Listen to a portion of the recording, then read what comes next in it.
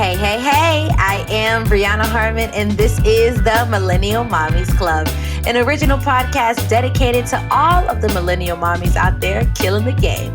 Whether you are single, married, or expecting, this is the place to be during your 15 minutes of downtime. Welcome to the Millennial Mommies Club. I'm a fun mom. I am a patient mom. I am a conscious mom. I'm a creative mom. I'm a millennial mom.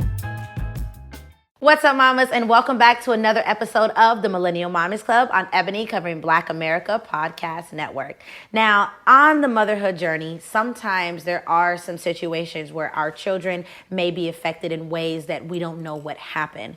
Now, our mother today, Miss Shanequa Springer, has a beautiful daughter who was diagnosed, or correct me if I'm wrong, but was deaf. And now you are transitioning into this journey of raising a child that is not your, I don't want to say average child, but doesn't kind of have the traits that a child would normally or naturally. Right. So let's just talk. First go back a little bit. Welcome to the show. Thank you. Thank you for having me.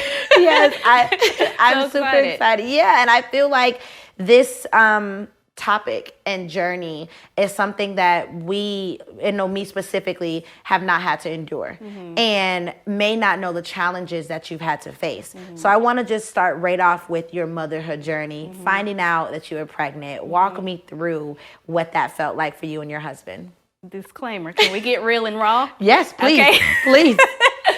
Okay, so I got pregnant my 2L year of law school, which is my second year of law school. I had one more year to go. It was not planned. I'm a very naturally type A type of person, like chronological order. We go here, here, here. So needless to say, she was a little early in the plan. But I had her with my high school sweetheart, who I'm married to today. So never for one second did I think, I'm going to stop school or anything like that. It was just more so of a guilt feeling, which fast forward, same feeling when I found out she was deaf, but like a guilt feeling, like I'm not married yet, I'm still in school, don't have a two-parent household, because he wasn't living with me. He was graduating from undergrad and about to go play football in Germany. Oh, wow. So we found out I was pregnant. I kept going to school. My pregnancy was A-okay. So easy. People didn't even know I was pregnant while I was in school. Nothing changed. I had her, and then that was kind of stressful, going back and forth from Montgomery, which is where I went to law school, to Villa Rica, which is where my husband's parents were, and visiting them back and forth. But other than that, everything was good. And then after I graduated law school, we moved to Smyrna, which is where we're still today. And then around that time, that's when I kind of started noticing some things were not aligning. In my opinion, she's not, her motor and growth skills are good, but why isn't she mimicking me? That type of thing. So that's when we started getting into the journey and me kind of investigating and finding resources and trying to figure out what is going on with my daughter. So how old is she? She's 6. She's 6. So let me ask you this. I know when we're in the hospital, I know my child specifically, both of them, they do the test where they test them to see that it works, they can hear, everything is fine. Did they not test her at the hospital? They did. So it's called a newborn hearing screening, and up until I think they got passed around in the United States to do newborn hearing screenings, I think maybe the late 90s, so they're not that old. But she did get a newborn hearing screening. She was born in Montgomery.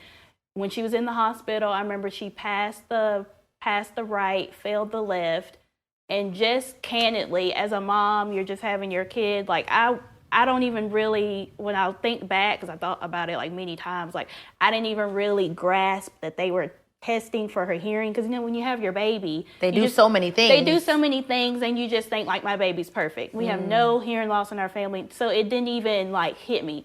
So they were just okay, she's going to come back and get, another screening. And then I just remember people in my family being oh, ain't nothing wrong with that child. We just didn't even think about it. She was cooing, her eyes were opening when people were talking to her, everything like that. So we went back 3 weeks later. Same thing. It's this machine called OAEs, and that's what they use to test. And same thing, passed the right, failed the left. And at the time, because I had her in May, so that was the spring semester of my 2 year. So I literally had her a week after finals. Oh, wait. What was that like? I know you were probably like, yay, I'm done, but whoa, I'm entering this whole new journey right now as a mom. Well, the only thing that kind of scared me was that in law school there are no grades. Like, there's just your finals. Like, if you fail your final, you fail your class. Wow. And so with law school, or at least my law school, like, under any circumstances, like, you have to take that final. Like, I remember going to my dean and I was like, I'm pregnant, here's my due date. And he just was like silent. And he was like, well, let's just hope for the best. So yeah, I end up holding her until I had my finals, and I had her a week after. And then after that, I went home to Villa Rica for the summer so my mom could help me and things like that. So when I had to take her back to Montgomery 3 weeks later to get her hearing retest, they were like, you may want to, while you're in Villa Rica, Georgia, you may want to, follow up or something. But nobody checked on me. She went to all her well visits every single month, first through 12 months. Nobody said anything like satisfactory every time, like, so nobody followed up. So I just thought my baby's fine, like, she's responding, yada yada yada. And that's a lot of times, unfortunately, people slip through the cracks and get lost in the system, kind of thing, until you can't ignore it anymore, until you realize, okay, something's not right. And that was the case for her around, I would say, maybe 19, 20 months. I think it was around this time. Actually, it was around late November. I realized, like, okay, she's not mimicking me the way that I think she should be. She's so smart, and it's so funny, like, deafness, they call that kind of like a silent disability, because kids are smart, people are smart. When one sense is down, like, the other senses are like more prone. And so especially me, I was doing the same routine with her every morning, like daycare, put the shoes on at a certain time, the socks. So, and then we do a lot of gesturing and pointing. So I'm thinking she's understanding what I'm saying. But if I'm saying, here, Paisley, go throw this away, and I'm gesturing towards the trash can, she's going to throw it away. Or if I'm saying, here, go get your shoes, and she knows it's time to put her shoes on. So, but I just had to be really, like, as a mom, I just had to be, like, really intentional, like, no, something's still not right. And that was when I kind of started slowly going on the journey within 2 or 3 months. And then by the time we realized she was deaf and she had an ABR test, which is when they put your child to sleep and test their hearing, and they hook things up to their brain to see if they respond. That was the ultimate, okay, she's profoundly deaf. What are we going to do? That kind of thing. So, yeah. So you go in, and now this is the test that really tells you, okay, something's wrong. She's actually deaf. Right. What did you feel like as a mom, finding out that, okay, my daughter is deaf? Well, by the time we had gotten to the test, I knew that she had some deafness. I just didn't know that she was as deaf as they said, because like, I call it the journey, because it was a lot of Googling, it was a lot of researching, it was a lot of connecting this to that, it was a lot of, it could be this, it could be that. It was a lot of, we did multiple OAEs tests where they just put the little earbud in. And so by the time they were like, okay, let's do an ABR. Now, time out. Was the OAE still showing that left was wrong, or left was deaf, but right was good? Yes. Okay. And then I left out a part during that time. This is from February to April, where we're trying to figure out, she got tubes, because they said, she has fluid in her ears. Maybe that's why she's failing her OAEs. Let's do, and that test is called a tympanogram. They say, let's put tubes in her ears. We do the tubes, the fluid drains, and then maybe she'll pass. Did that, followed up, still failing the OAEs. Okay, now it's time to get the ABR. So we did the ABR, and like I said, I kind of had figured she would have some deafness, but when they said, and again, we didn't know anything about deafness, I thought it was just either you're this deaf, or I didn't know it's a spectrum. So it's mild, moderate, severe, profound. And in her left ear, profound, 100%. They told me that they could not even get anything to register. Wow. Like, they couldn't, like, when they were doing the test, like, they had the levels up as high as they would go. They couldn't get anything to move in her brain. And the right was severe to profound, obviously meaning that it was progressive, that at some point, don't know when, but at some point she probably had hearing, and then it just started just getting worse and worse. And so that made sense. I was like, okay, thinking back, I guess that's why all this time she was still cooing. She was still looking she was at hearing me. something. Yeah, she was hearing something. Probably not a good quality, but she was hearing something. So that was the only alarming part. As a mom, of course, the whole journey I felt guilt because I'm like, she's my baby, she's coming from me. I did this. How could I not know? Like, how did you overcome that feeling? When we found out that it was this thing called early intervention, and it used to didn't be like this. Even cochlear implants, which are what she has, they when they first invented them, they only gave them to older people. But after research and science, they realized that early intervention is best if you want the best chance of having spoken language and the best chance of getting the therapy and things needed to be able to live with the cochlear implants.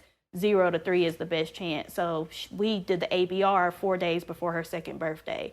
So she was right there at the end of what they called early intervention, and only knew 4 words: hey, bye, mama, dada. That was it. And didn't realize that she could not hear as much as couldn't hear anything. We didn't know. She was just super smart. So when I found that out, and when we went to the ear, nose, and throat doctor, the ENT, and she very bluntly said, "Okay, Mom, this child is 2. What are we going to do? She's right here. She's 2 years old. Are you going to do ASL or are you going to do speech? We need to make a decision. Are we going to implant her or not?" I had no time to think it through. I had no time to really grieve or anything. It was just like, I got to do what I got to do. So that's how it was. And then my husband is super optimistic and very calm and mild. So he, through the whole journey, he's just been like, she's gonna be fine. So we don't look at her any different. She doesn't feel like she's any different. Yeah. So. Yeah. What was the strain on her when you think about the multiple tests? Because as a mom, I can personally think that I would feel like, oh, my baby, I keep putting her through this. And was there pain? Was there moments where you felt like, I know you said you felt guilty, you felt like it was your fault, but moments where you felt like, just leave her alone, stop, Yeah, so I would say the only thing that I was worried about was the actual surgery, because I was so leading up to the surgery, you have to get a lot of scans, like PET scan, CAT scan, CT scan, to make sure she's healthy in order for them to invade her body and do the surgery. Shots, records. So that was crazy, running around here and there doing all these things. She, like a champ, kids are so resilient. They don't think anything's different. It was kind of a little weird seeing her go through the little machine doing the scans or whatever. But she didn't, even her surgery, because she had 2 surgeries. I didn't want to do them together because one surgery is 4 hours alone. So even her surgeries, she went to CHOA for her surgeries, Children's Healthcare of Atlanta. Okay. And her head was wrapped up, and I was freaking out, because I'm seeing that. Yeah, and I remember we stayed overnight. And the next day we went out for a little bit before she was discharged, just so she could walk around. And she was trying to jump off of the fountain. When we got home the next day, she was trying to jump off the bed, and I'm freaking out. And my husband's like, she's all right. So it didn't bother her still to this day. She's like that. So it was me. Yeah. It's me. It's always us though, because we are the overthinkers, the protector, the making sure everything is okay. So I can see that definitely being us at all the time. She literally knocked her, didn't knock it out, but her front tooth came out last week, her top tooth. She was brushing, it was loose. Yeah. And I heard the pop, and I was like, Jeremy, my husband was like, Jeremy, is it blood? Is it blood? And he was like, she's fine. She was like, look, Mommy, the tooth fairy's going to come. I love that. So yeah, it's me. Yeah. So again, I want to kind of hone in a little bit on finding out and being able to actually develop that with your husband. Did that cause any bit of conflict or problem? It did. What was that? It did. So like I said, he is very optimistic. holistic, philosophical, everything's going to be okay, which you definitely need that. And I'm more of like a realist, like, okay, this is what we need to do. And like I said, when I got that early intervention, people kept saying that. And I'm like, she's 2, okay. Like I want her to have the best chance of spoken language. We're wasting time kind of thing. Yeah. Like I want her to be caught up by mainstream, which is kindergarten. Like I said, I'm type A, I'm very chronological. And so he's just more like go with the flow. And so I just felt like I didn't want to have any regrets. I was already feeling guilt from like, oh gosh, I wasted all this time. So when they do the ABR, they had already told me straight up in the hospital after the ABR that her deafness was so profound that hearing aids would not be adequate enough. Wow. Because once you get past moderate, severe, and profound, the hearing aids, it's just an amplification of sound. So if the sound is coming in bad, it's going to go out bad. It's just going to sound like a radio station that's staticky. And you turn it up, it still sounds Staticky. Yeah. And so they said, she's going to need cochlear implants. The only reason why I knew what they were is because I used to work at a daycare in undergrad, and I remember a girl, coincidentally enough, the child's name was Kinsley. My daughter's name is Paisley, and she had a cochlear implant, but that's all I knew about them. So I did all the research, yada, yada, yada, and because it was invading, my husband was like, she's not going to need that. We're going to do the hearing aids trial for 2 months, June to July. She's going to be fine. But I already knew it wasn't going to be enough, so we went back in July. And, they were like, what are we going to do? So that time, June and July, it was a tussle, because I wanted to talk about it. And he was a little shut off, and he was more like hopeful. But ultimately, we did decide to implant her, and we don't have, neither one of us have any regrets. Wow. Yeah. I mean, I've just seen her even on your Instagram and just a happy, child who looks very much like, I'm cool. Yeah. I can do this. I can hear. I'm good. It definitely shows the growth and the support that you have as her mom and as her father being able to just let her know everything is okay. Now, I want to take a short break, but when I come back, I want to talk about any depression that you may have had in the midst of trying to battle this, but also just moving forward and past to be able to now look at the future, raising your daughter this way and having to think about the questions that students may ask and how do you prepare her for that world when they don't understand what's going on. So we're going to take a short break. You guys are listening to the Millennial Mommies Club on Ebony, covering Black America Podcast Network. You are listening to the Ebony, covering Black America Podcast Network. What's up, mamas, and welcome back to the Millennial Mommies Club. We are sitting here with Miss Shanequa, who is telling us just her full journey on raising a child that is deaf. But not only that, having to just go through the motions of, is it my fault? Did I do something wrong? And now having to raise her in this world where it's not always, flowers and butterflies. There's some difficulties. There's kids who may pick on what's in your ears or what happened. So how have you prepared her now for school and explaining what her disability is and how to kind of combat those situations? I will say in general, just this whole journey and process has made me more open and aware and intentional and full of gratitude. I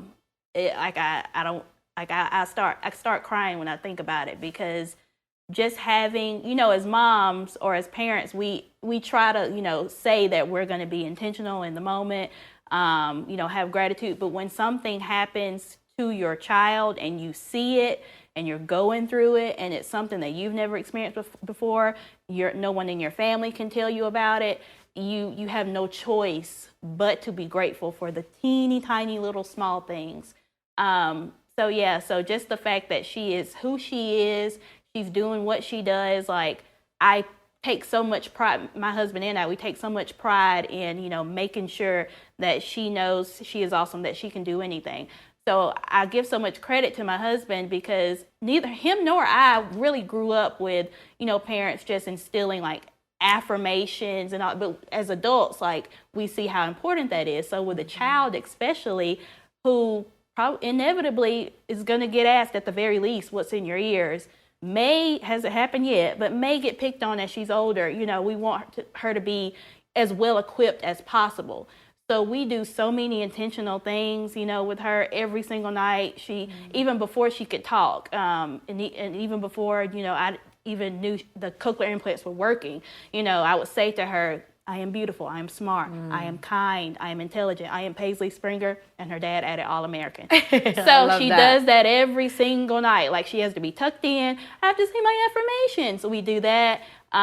Any type of books or anything, to make sure, books about people with hearing loss or wheelchairs or, Barbie dolls. I never realized how much representation matters. Even ignorantly, just even as a minority, as a woman. So just in all aspects, I try to show her that. And she is so confident.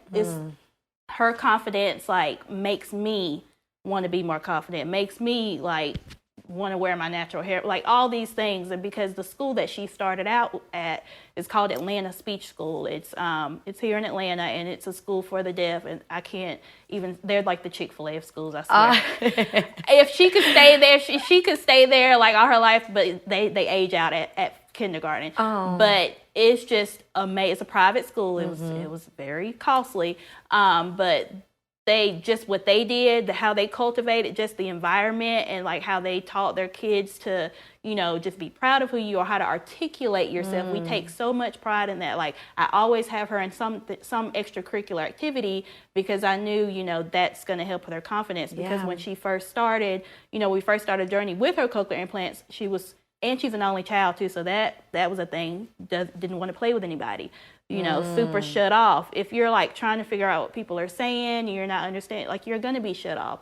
So I always had the thought, I never want people to assume like that she can't do something academically or that she's slow or anything like that just because she's shy. Like, she doesn't have the advantage of being shy like another kid probably would. So I want to make sure that she's, open and extroverted, and she very much so is. At first she wasn't. And now the teachers at her school now are like, I can never believe Paisley was, yes, even in the school reports, it would say like, she doesn't stick up for herself, she's shy, she plays by herself. And now it's a totally different story, because she's either in a pageant or cheerleading, something. She's always in something. So, yeah. So I'm happy to see that she is definitely an outgoing child, and not allowing her disability to affect her as a student, as a friend, as just a daughter. But what was the conversation like, explaining to her, this is what you have in your ears, it's because, you're deaf? How did you even go about having that conversation with her? So like I said, Atlanta Speech School, they definitely did a great job of, making it not seem like it's a sad thing. Like, it was a part of her curriculum to alert somebody when her processors go dead, because they're utilized by a battery. So I have to charge them just like how you charge a cell phone every night. So when they go dead, when she can't hear, that was a whole thing. When if she's too far away from somebody, which they pick up fairly well, she hears by now she hears like a regular person. But to explain to people what they are, because people are going to ask, and people have asked from 3, 4, 5, 6 years old, to know how to introduce herself, tell people, that she's deaf, that she has cochlear implants. And so we really, hold in on that at home as well. So it was never a sad conversation. It was never like, at that point, I kind of, embraced it too, because I want her, I realized how important representation was, and, to be proud of who you are. And so now anybody, we've been at birthday parties, and kids, what's that on your ears? And I'll hear her say, these are my cochlear implants, and they help me to hear, like a little proper little girl. I'm not telling her to say that. That's just, who she is. And so I'm really thankful for that. And I hope that she keeps that same confidence, because unfortunately, even in the deaf world, and any kind of disability, unfortunately, people have had to hide them. I've been very grateful to connect with people on Instagram, because even before the process, I had no idea what was going on. I looked for moms who had deaf children or people who had cochlear implants, and I've talked to so many people. And it's funny now, because now I'm in that position where somebody will randomly reach out to me from Africa, from China. And I'm talking about like talking to these people on WhatsApp and things like that. But it's just really helped me to see like how the stories that they had, how the regret growing up, and maybe in the 90s or the 2000s, how they unfortunately would hide theirs or be ashamed or not speak up in the classroom and say, can you repeat that? Yeah. But we don't want that for her. We want her to be proud of who she is. And I think it's getting a little better today, but just in general, inclusivity. So that's how we raise her. Well, you guys are raising her amazing. Yeah. And I can only just, like you said, you try to find communities. Are there a lot of communities out there for, hearing impaired and deaf families? Yeah, there are. Like I said, Instagram has been a huge community for me, just to reach out to people, from all over. The school that she went to, Atlanta Speech School, that was a big community. At first, it was me, trying to get help, and they would have like little classes where we could meet and greet. And then even since she's graduated from the school, they've reached out to me a couple of times, like, hey, I have this mom, she's trying to decide whether to implant her child or not, and come to the school. Can you just tell her your story? Because our story was a little different. Some people, they found out at birth, and they're automatically, whereas me, she was 2 years old and then we started. So to most people that sounds early, but inside that world, that's late. It's like, we got to get going. So, now and this time it's turned into, me talking to people, advocating, educating people.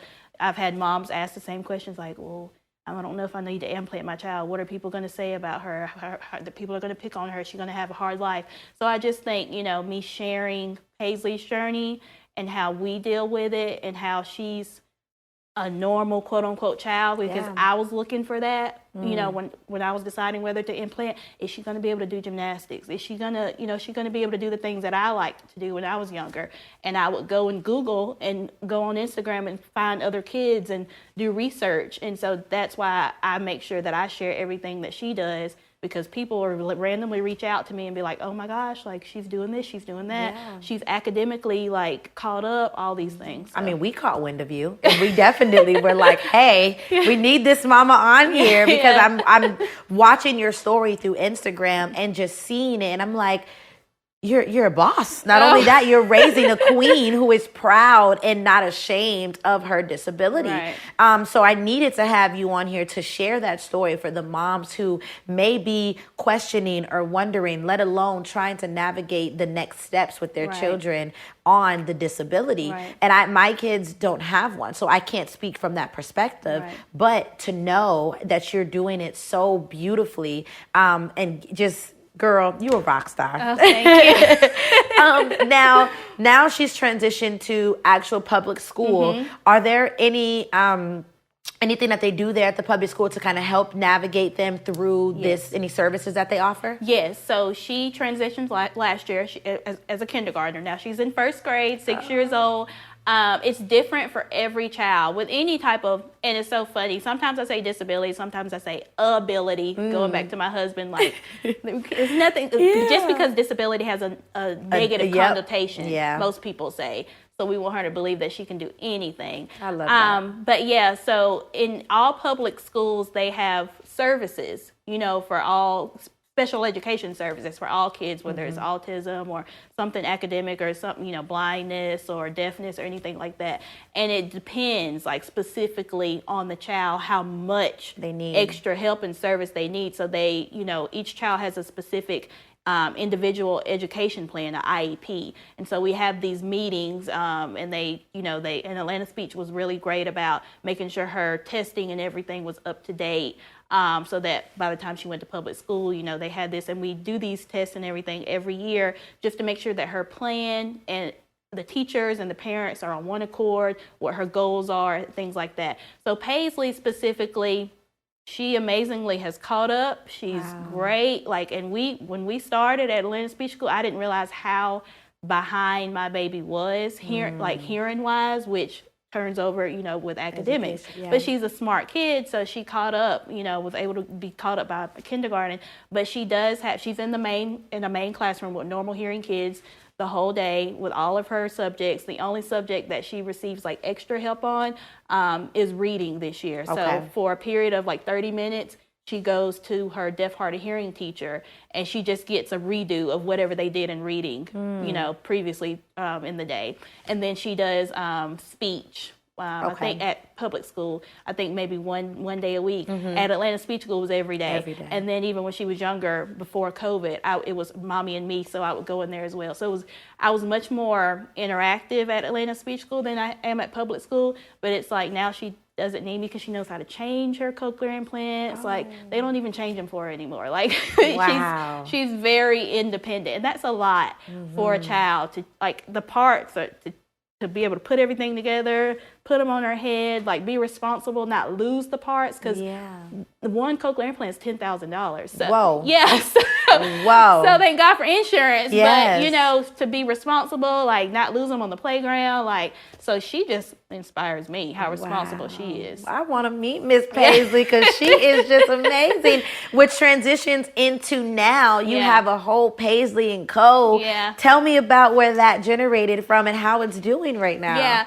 Okay, so I, like all girl moms, love clothes, love dressing my kid in cute clothes, and so I was like that from the jump. So what are we going to wear, that kind of thing. So it came from that, and then once we found out she was deaf, it was a deeper meaning. It was like I want to do something that, you know, means something and that I can pass down to her and that I can show her, not only her, but other kids, like, hey, that may be different. Like, hey, like, I'm proud of me. I'm cool, that type of thing. So our motto is like, all kids are beautiful, no matter their age, their race, their ability. Wow. And so it got started in 2019. My husband is a software engineer, so that was easy. He did the website.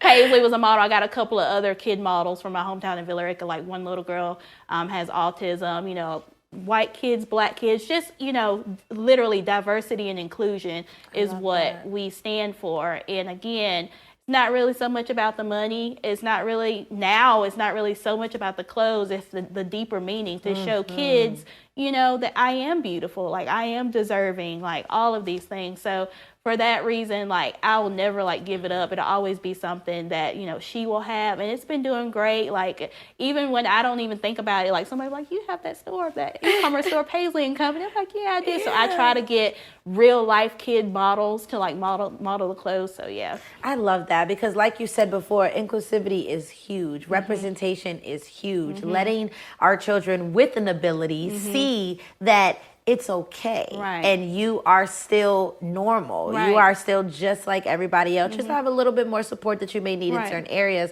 So that in itself, I mean, what you're doing for Paisley, what you're doing for yourself and just your marriage, everything that you have going on, we commend you. Thank you. We give you your flowers. We thank you and ask you just to continue to be the light for these mothers out here who don't understand. So I want to close out and ask you, what do you say to a mom who may be in this situation right now, not only with maybe hearing and deaf, but maybe a disability in general? Right. What do you say to that mom who may be feeling like, what did I do? Right. Is it my fault? Right. How do I get up?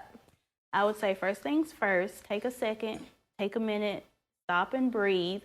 Do something, whether it's meditation, read a book, go to church, do something to get yourself on the right path, because I have this saying, you know, that I've been saying for years. If I'm not bold and fearless, how can I teach my daughter to be bold and fearless? If I'm, same thing, if I'm sad or if I'm depressed, like, so she pushes me to keep going because kids are watching and they feel, especially my kid, she's deaf, so her senses of, like, she's so aware.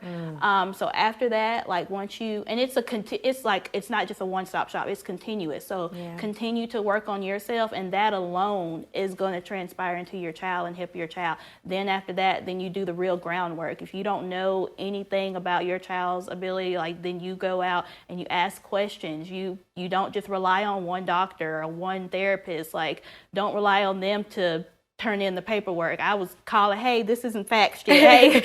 Hey, they said they need this. Do I need to come down there? So get the ball rolling, especially if you're, you know, a little bit late to the game. So yeah, definitely work on you, because it really helps with the internal, because that, and not even kids with ability, just any child, a parent of any child just really needs to make sure they're as good as possible. And we're not perfect by no means, but as long as a child sees that you're working on yourself, that's going to transpire into them to being a good human. So, yeah. I mean, Shanequa, you are, like I said, a phenomenal woman, an amazing you. mom, an awesome wife. And we thank you just for coming on the show today and sharing your journey with us. Thank you. Open the door for a lot of women out there who may be sitting in that corner like, what did I do? So just thank you so much. Please let them know where they can find you, support you, keep up with Paisley and her journey. Let them know where they can keep up. Okay, so I have a couple of Instagrams. My personal, it's me. I have her on there as well. Is Nequa Trenae, Nequa Paisley's personal Instagram is Paisley Olivia 19, and the Paisley and Company Instagram is Paisley and Company, and then the website is paisleycompany.com.